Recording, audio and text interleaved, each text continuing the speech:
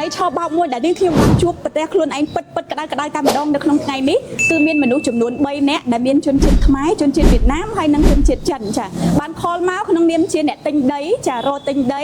ពីនាងខ្ញុំពួកខ្ញុំជាអ្នកលក់អចលនទ្រព្យហើយបងប្អូនចង់ដឹងថាតើករណីឆោបោកនោះមានលក្ខណៈបែបណាតោះជួយ share វីដេអូនេះចែករំលែកទាំងអស់គ្នាដើម្បីជៀសវាងការពារសុវត្ថិភាពកុំឲ្យមានអ្នកចាញ់បោកដូចនាងខ្ញុំដែរចានាងខ្ញុំគឺជាអ្នកលក់អចលនទ្រព្យម្នាក់ហើយដំបូងឡើយគឺមានភ្ញៀវដែលជាជនជាតិខ្មែរគាត់ខលតាមរយៈ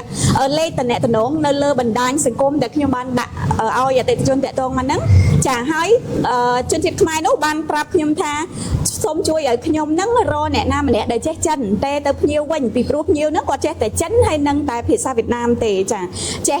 អ្នកដែលអាចខលនិយាយវៀតណាមក៏បានខលនិយាយចិនក៏បានដែរពីព្រោះគ្នាគាត់មានទាំងវៀតណាមមានទាំងចិនតែម្ដងចាអញ្ចឹងដោយសារខ្ញុំផ្ទាល់ជាអ្នកលក់គឺខ្ញុំអត់ចេះភាសាទាំងពីរអ្នកហ្នឹងទេគឺខ្ញុំចាំបាច់ត្រូវតែរក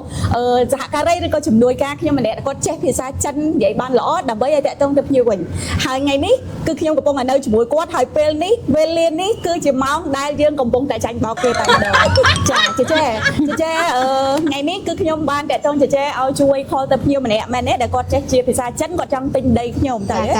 ចាហើយនៅពេលដែលចេខលទៅគាត់តើភ្ញៀវគាត់បាននិយាយប្រាប់ចេយ៉ាងម៉េចដែរគាត់ថាគាត់ត្រូវទៅចិនណាខ្ញុំចង់ណាត់ជួបហើយទៅមើលថាស្អែកខាងខ្ញុំអត់ទៅទេខ្ញុំរវល់ធ្វើការចាំមកខ្ញុំសួរមិត្តភក្តិខ្ញុំឬក៏ខ្ញុំអាចច្បាប់បានអត់ហើយខ្ញុំសួរថាអ្នកឯងតនេអត់ថ្ងៃហ្នឹងគាត់ថាតនេថ្ងៃហ្នឹងយើងទៅមើលទាំងអស់គ្នាហើយទៅនាំមិត្តភក្តិខាងផងទៅកំពង់ចាមមើលទាំងអស់គ្នារួចហើយមកស្ទូក្រាញ់ថាតែដល់ផ្ទះសិនថាយើងត្រូវណាត់គ្នាទៅឥឡូវឬក៏ស្អែកយើងជួបគ្នាអញ្ចឹងណាយើងទៅមើលមិនទាន់អីណាគាត់ថាគាត់មានការត្រូវចាក់សាំងនេះលេខបងប្អូនសូមមើលលេខអូគាត់មានការត្រូវចាក់សាំងបងប្អូនកន្លែងចំណុចនេះគឺជាចំណុចក្តៅហើយជាចំណុចដែលគាត់ព្យាយាមចូលបោកយើងចាលេខគាត់គឺលេខ097 402 3363អញ្ចឹងអ្នកទាំងអស់គ្នាសូមប្រយ័ត្នណាព្រោះមួយថ្ងៃមុនខ្ញុំឃើញគាត់ប្រហោះមិត្តភក្តិខ្ញុំគាត់ប្រហោះដែរថាកុំឲ្យចាញ់បោកគេថាទិញទឹកអាជីវកម្មថាគាត់នៅផ្លូវនេះបាញ់អស់ចំនួនដូចជា40ឬក៏50ម៉ឺនឲ្យទៅគេខ្ញុំថាខ្ញុំអត់មានទេមកទទួលអញ្ចឹងសូមបញ្ជាក់បន្តិចភ្ញៀវដែលគាត់បំរុងនឹងមកជួបយើងដើម្បីចុះទៅមើលដីទាំងអស់គ្នានៅខេត្តកំពង់ចាមហ្នឹងគាត់បានសូមឲ្យចេបាញ់លុយចំនួនប៉ុន្មានដែរអត់តន់ដឹងថាប៉ុន្មានទេតែគាត់ថាគាត់មានលុយចិនឲ្យខ្ញុំនិយាយមួយខ្មែរប៉ុន្តែបានចាក់សាំងមែនហ្នឹងហើយខ្ញុំថាខ្ញុំអត់មានទេខ្ញុំអត់មានអីលុយក្នុងកងអីបាញ់ទេមកស្ទូខ្ញុំថាអ្នកឯងដោះស្រាយខ្លួនឯងថាគាត់ដោះស្រាយខ្លួនឯងហើយក៏មកស្ទូក្រោយទេទៅទូរស័ព្ទចត់រវល់រហូតហើយក៏ខ្ញុំដូរលេខមួយទៀតទេទៅចូលធម្មតាតែពេលក្រោយមកវាដឹងលេខយើងពីរលេខស្រៀងគ្នាវាប្លុកយើងចោលបាត់ទៅអញ្ចឹងបានន័យថាបន្ទាប់ពីគាត់ណាត់យើងថាចុះទៅមើលដីជាមួយគ្នានៅខេត្តកំពង់ចាមហើយគឺគាត់បានសុំឲ្យចេដែលជាអ្នកបកប្រែភាសាចិនហ្នឹងជួយបាញ់លុយឲ្យតែគាត់ចាក់សាំងពីព្រោះអីគាត់ខ្វះលុយចាក់សាំងចាចំនួនប៉ុន្មានគឺយើងអត់ទាន់បញ្ជាក់ទេគ្រាន់តែយើងឮគាត់ថាឲ្យជួយបាញ់លុយចាក់សាំងគឺយើងមានការប្រុងប្រយ័ត្នខ្លួនរួចទៅហើយថា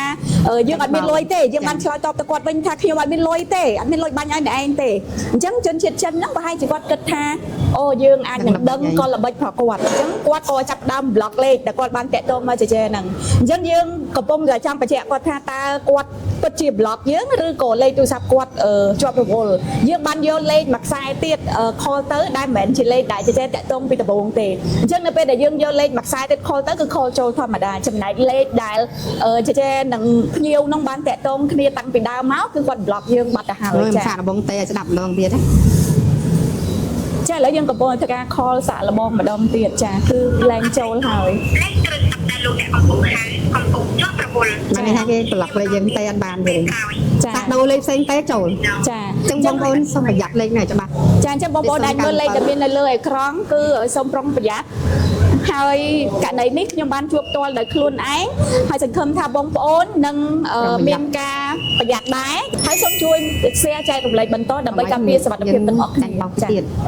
ធុងសម្រាប់អេកូប៊ីនជាធុងសម្រាប់ធ្វើពីកង់ឡានផលិតដោយដៃគូនខ្មែរ 100% មានជើងទម្រផុតពីដីមានគម្របគ្រប់បិទក្លិនបានល្អមានទូខ្លួនស្វិតរឹងមាំមិនងាយបែកបាក់ឬខូចទ្រង់ទ្រាយធន់នឹងទឹកភ្លៀងធន់នឹងកម្ដៅថ្ងៃចំណាយប្រាក់តែម្ដងអាចប្រើប្រាស់បានរហូតដល់ទៅជាង10ឆ្នាំរួមគ្នាគ្រប់គ្រងផលិតផលជាតិផលិតដោយដៃគូនខ្មែរ